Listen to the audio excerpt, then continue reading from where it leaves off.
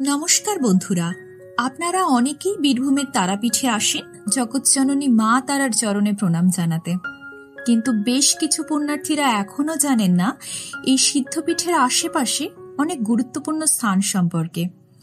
আমরা আমাদের চ্যানেলে এইসব স্থানের গুরুত্ব ও নানা অজানা তথ্য একে একে দিতে থাকব। তাই আপনারা অবশ্যই চ্যানেলটি সাবস্ক্রাইব করে আমাদের পাশে থাকুন। আজ আমরা কিছু কথা বলবো আটলা গ্রাম ও সাধক বামদেবকে নিয়ে। আমরা সবাই জানি এই আটলা গ্রামেই সাধক বামদেবের জন্মভিটে। আর যে রাস্তাটা আপনারা ভিডিওতে দেখছেন সেটা বামদেব সরণি, তারাপীঠ থেকে আটলা যাবার একমাত্র রাস্তা। তারাপীঠের সোনার বাংলা মোড় থেকে সোজা পশ্চিমে চলে গেছে আটলা যাবার রাস্তা।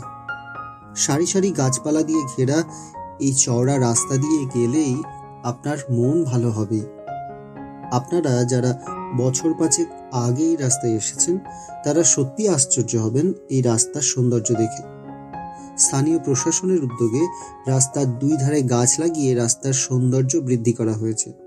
তবে আজ আমরা আপনাদের এমন কিছু তথ্য দেব যা আপনারা অনেকেই জানতে আগ্রহী হবেন। প্রাচীনকালে তারাপীঠের নাম ছিল চণ্ডীপুর।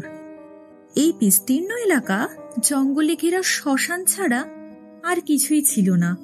সেই জঙ্গলে সর্বক্ষণ বিচরণ করত শেয়াল, কুকুর, বনবিড়াল।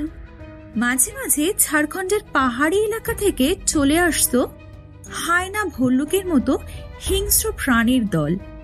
দ্বারকা নদীর জলে ভয় ছিল কুমির আর বড় বড় বোয়াল মাছের। শিশু বয়স থেকেই এইসব হিংস্র জন্তুদের সঙ্গে সংসার বেঁধেছিলেন সাধক বামদেব। তিনি ছিলেন অসম্ভব পশুপ্রেমিক, মানবদরদী এবং ঐশ্বরিক ক্ষমতার অধিকারী। শেয়াল, কুকুর ও অন্যান্য পশুপক্ষীদের না খাইয়ে তিনি নিজে কখনো আহার গ্রহণ করতেন না। আর এই যে সুন্দর রাস্তাটা আপনারা আজ দেখছেন, সাধক বামদেবের সময়কালে এর কোনো অস্তিত্বই ছিল না, ছিল শুধু আলপথ। এই রাস্তা ধরে আটলা যাওয়ার সময় বাম দিকে মাঠের প্রান্তে একটা গ্রাম আছে যার নাম চক আটলা। এই চক আটলা গ্রামটা আটলা গ্রামের সোজা পূর্ব দিকে একটা মাঠ পেরিয়ে, যার ঠিক একটু পরেই মহাশ্মশান।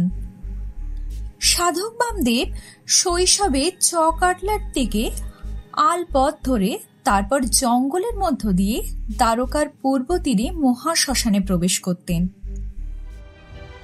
এই ভিডিওর পরবর্তী অংশ দেখার জন্য আমাদের চ্যানেলটি সাবস্ক্রাইব করে আমাদের সঙ্গে থাকুন। তো বন্ধুরা, এই তথ্যটি আপনাদের কেমন লাগলো জানাবেন।